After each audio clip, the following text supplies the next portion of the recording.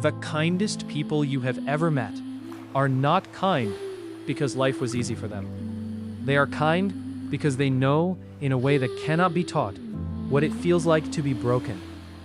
They learned empathy not from comfort. They learned it from pain, from the specific, intimate knowledge of what it is like to need something and not receive it, to reach for something and find nothing there, to be in a room full of people and feel completely alone. And Carl Jung understood something about these people that most of us never want to examine closely, that the wound and the gift are almost always the same thing, that the very experiences that broke them open are also what made them capable of holding others with such extraordinary care. The kindest people carry the heaviest wounds, not despite their kindness, because of it. The wound almost always begins in childhood, not necessarily in dramatic trauma, though sometimes it is exactly that. More often, it begins in something quieter, something that happens so slowly and so consistently that by the time you were old enough to name it, it had already become simply the way things were. A parent whose emotional needs were too large for any child to carry, but who carried them anyway, not because they were cruel, because they were the one who was capable of it, because they were sensitive enough to feel what was needed before anyone said a word. A household where love was conditional, where approval had to be earned through performance, through compliance, through being the child who did not make things harder. A family system where one person was always in crisis, and someone had to be the stable one, the calm one, the one who held it together so everyone else could fall apart. That someone was you, because you were the one who was capable of it, because you could read the room before anyone else could, because you could feel what others needed before they said a word, because your sensitivity, the very thing that would one day make you exceptional at caring for others, made you the obvious candidate for carrying what no child should ever have been asked to carry. And so you learned. You learned to put your own needs quietly to one side, to make yourself smaller, to smile when you were frightened, to be strong when you were breaking, to give when you had nothing left to give. And you called it love, because in that environment, it was the only love you knew how to receive. The pattern that began in childhood does not stay in childhood. It travels with you, into every friendship, into every relationship, into every workplace, every group, every situation where another human being needs something.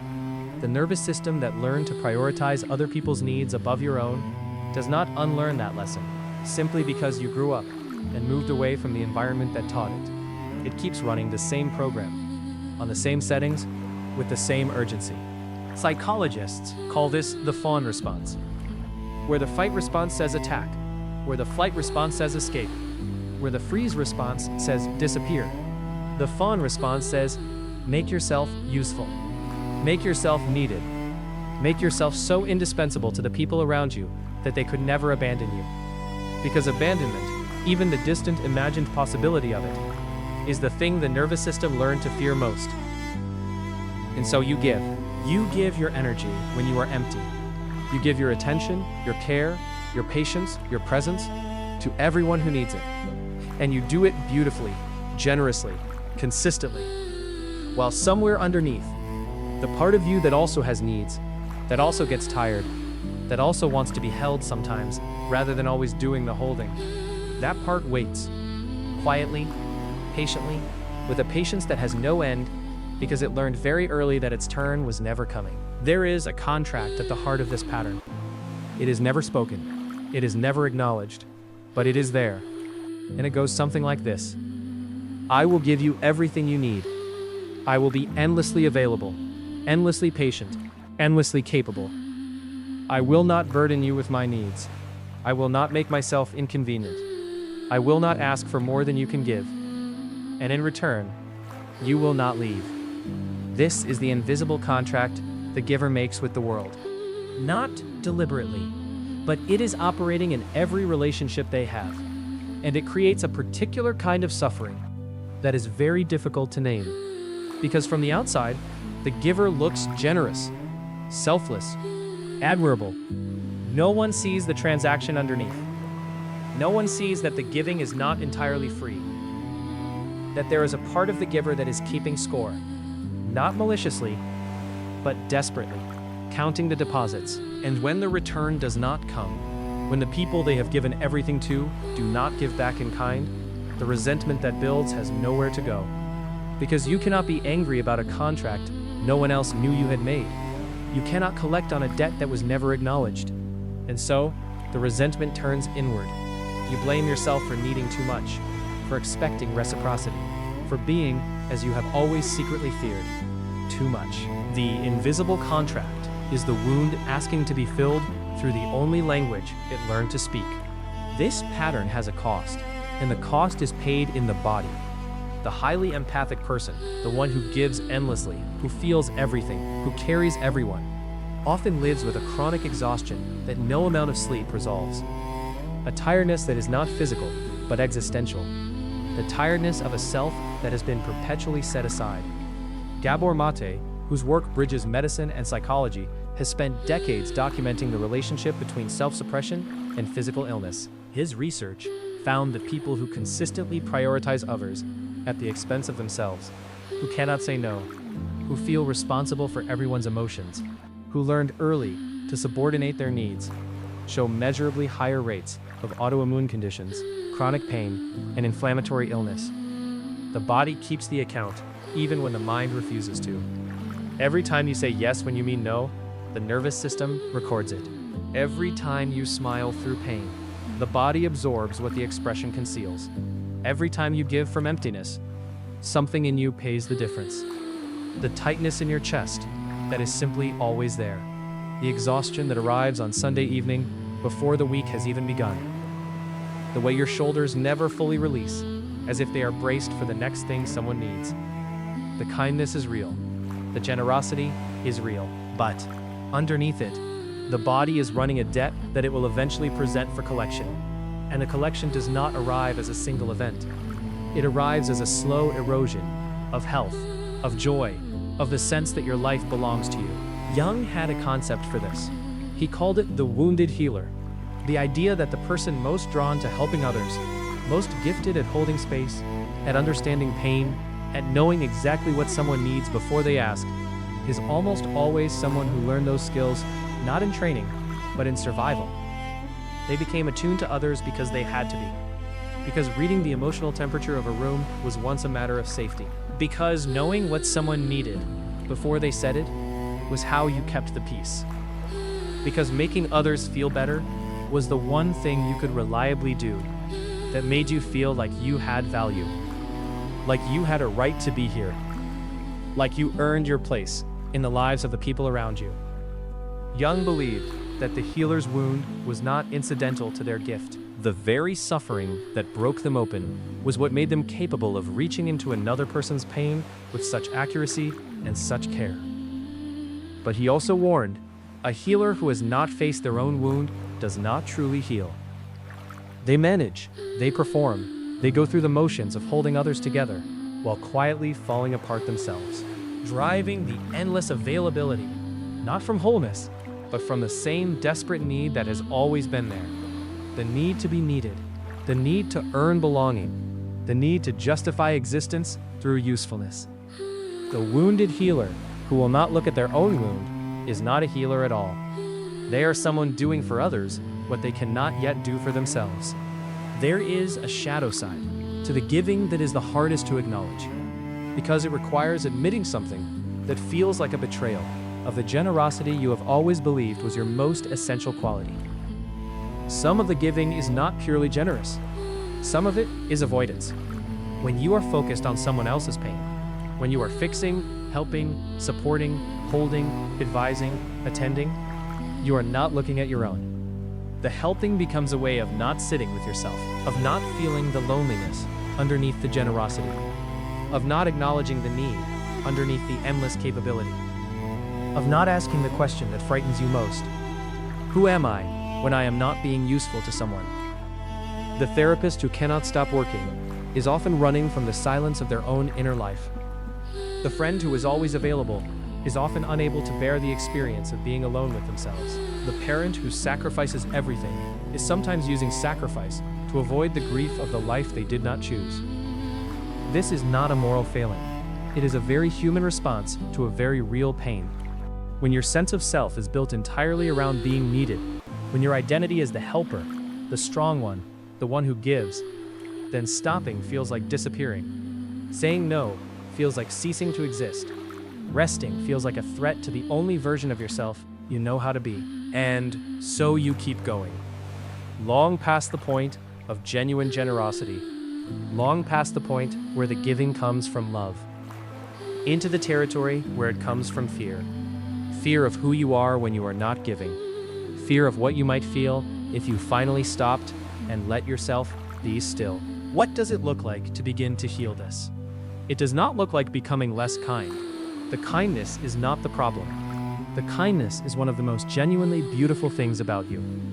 What needs to change is not what you give, but why you give it, and whether you give it from fullness or from fear. There is a kindness that comes from strength, from a genuine overflow of care that is intended and replenished. And there is a kindness that comes from wound, from the belief that your worth depends on your usefulness, that you are only safe when you are needed, that love is something you perform rather than something you receive. The work is to learn the difference in the body, not just in the mind. To notice the sensation that arises when someone needs something and you have nothing left to give. Is it genuine desire to help? Or is it fear? Fear of what they will think. Fear of the relationship contracting if you say, honestly and kindly, not right now. I need something too. The practice is not to stop giving. The practice is to give yourself the same quality of attention you have spent a lifetime giving to others. To sit with your own discomfort the way you have sat with theirs.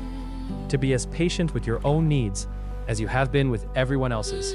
To learn, slowly, imperfectly, with many reversals, that you are not only the one who holds others together, you are also someone who deserves to be held. And that receiving, genuinely, openly, without deflecting, is not weakness. It is the completion of the very circuit of care you have spent your whole life offering to everyone else. There is one final question worth sitting with. Who were you before you became the one who gives? What did you want before you learned that wanting was complicated? That your needs made things harder? That asking was a burden? That the safe thing was to need as little as possible? Somewhere beneath the identity of the helper, the caretaker, the strong one, the one who gives, there is a person. Not a function, not a role, not a service, a person with preferences and desires and a particular way of seeing the world that has nothing to do with what they can do for anyone else. That person did not disappear. They went quiet. They learned to wait. They learned to exist in the margins of a life built almost entirely around other people's needs. But they are still there. And the most important work you may ever do, more important than anything you have ever done for anyone else, is to find them, to listen without immediately redirecting back to someone else's pain, to give them, for once, the same quality of attention you have given so freely to everyone around you. Jung wrote that the privilege of a lifetime is to become who you truly are. Not who you were shaped to be by a childhood that needed something from you. Not who you learned to be in order to earn your place. Who you actually are. Beneath the giving, beneath the wound, there is a pattern in the relationships of highly empathic givers that almost never gets named directly. They consistently attract people who take. Not always consciously, not always maliciously, but consistently. The person who gives endlessly and the person who takes endlessly find each other with remarkable precision, as if they were designed for each other. And in a painful way, they were. The giver's nervous system learned to feel most comfortable in relationships where they are needed, where there is always something to fix, something to hold, someone to rescue. Because in that dynamic, they know exactly who they are. They know exactly what to do. They know exactly how to earn their place in the relationship. The taker's nervous system, often equally wounded, often equally shaped by early experiences of not having enough, learn to feel most comfortable receiving without reciprocating. Because reciprocating requires vulnerability, requires the risk of being seen as someone who also struggles. And so the two find each other, the one who gives too much and the one who takes too much. And they call it love. And sometimes it is, but underneath the love, if you look closely, you will find two wounds pressed against each other, each one confirming the other's deepest belief. The giver confirms, I am only worth something when I am being useful. The taker confirms, I am not capable of genuine reciprocity. Neither wound heals in that arrangement. Both deepen. And the giver, who is the one doing all the giving, eventually arrives at a particular exhaustion that is not just tiredness. It is the exhaustion of someone who has been running on empty for so long that they have forgotten what full feels like. The relationships that drain you most are not accidents. They are the wound seeking itself out. And recognizing that is not about blame. It is about understanding the pattern clearly enough to finally begin to choose differently. For the person who has spent a lifetime giving, learning to receive is one of the most difficult things they will ever attempt. Not because receiving is complicated, but because it feels dangerous. When someone offers you care, genuine, unconditional care, and your entire nervous system has been calibrated around the belief that you must earn everything you receive, the care does not land cleanly. It activates something, a suspicion. What do they want from me? Oh, I am fine. Really, do not worry about me. An immediate need to reciprocate, to give something back before the debt becomes uncomfortable, or simply an inability to stay present in the experience of being cared for. A restlessness, a discomfort, a sense that this is not right, that you do not deserve this, that something is wrong with the picture. This is the wound responding to the cure as if it were a threat. Because the nervous system does not distinguish easily between unfamiliar and dangerous, and being genuinely received, genuinely cared for, is so unfamiliar to many highly empathic givers that it registers as a kind of alarm. The practice of learning to receive is not passive. It requires active, deliberate effort. It requires noticing the deflection impulse and choosing in that moment to stay instead. To say, thank you, and mean it, without immediately returning the gesture. To allow someone to do something for you without calculating how to repay it. To sit with the discomfort of being seen as someone who also needs, and to not immediately reassure everyone that you are fine. This is the work. Small, unglamorous, done in the ordinary moments of ordinary relationships.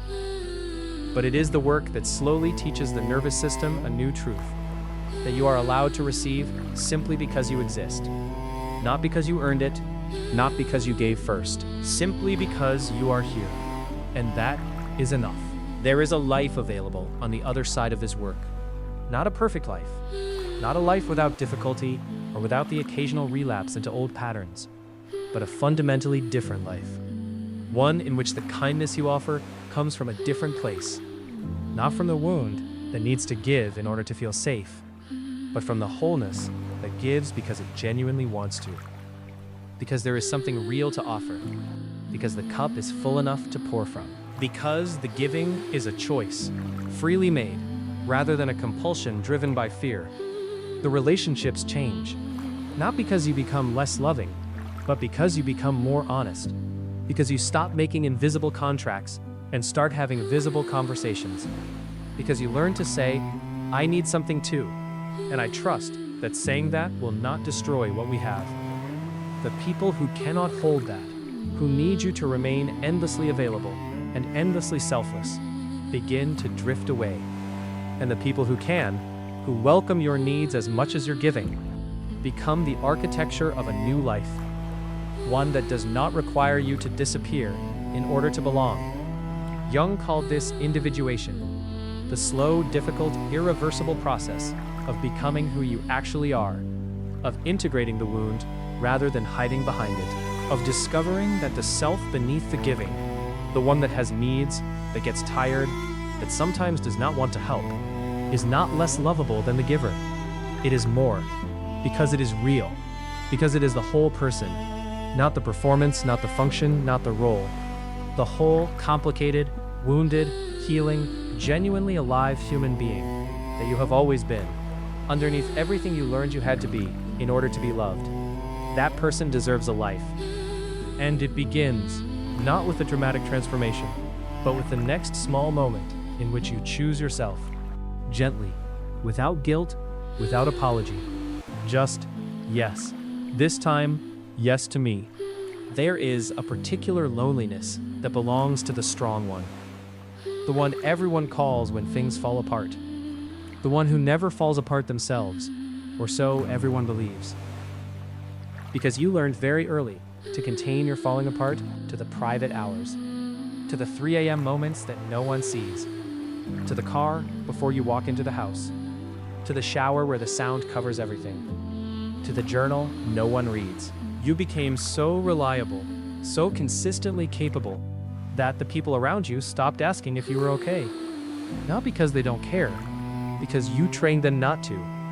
Every time someone asked, and you said, "I am fine," you taught them that you did not need checking on. Every time you showed up strong for someone else's crisis, you reinforced the story that you were the one who did not have crises, unable to break it without feeling like you are letting everyone down, unable to ask for help without feeling like you are becoming someone you have spent your whole life not being.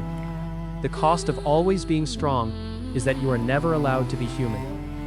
And the hunger for someone, just one person, to see through the strength and ask the real question, "Are you actually okay?" is one of the loneliest hungers there is. And more importantly, you deserve to be able to answer honestly. The word boundary has been used so often in wellness culture that it has almost lost its meaning. But for the person who grew up never being allowed one, a boundary is not a wall. It is not a punishment. It is not selfishness dressed up in therapeutic language. A boundary is information. It is the honest communication of what you can and cannot do, what you will and will not accept. Not to control someone else. For the person whose nervous system learned that saying no was dangerous, that limits caused rupture, that their needs were less important than everyone else's, setting a boundary for the first time does not feel like self-care. It feels like abandonment. Like you are doing to someone else what was done to you. It feels selfish, unkind, contrary to everything you understand yourself to be. And this is the deepest cruelty of the wound.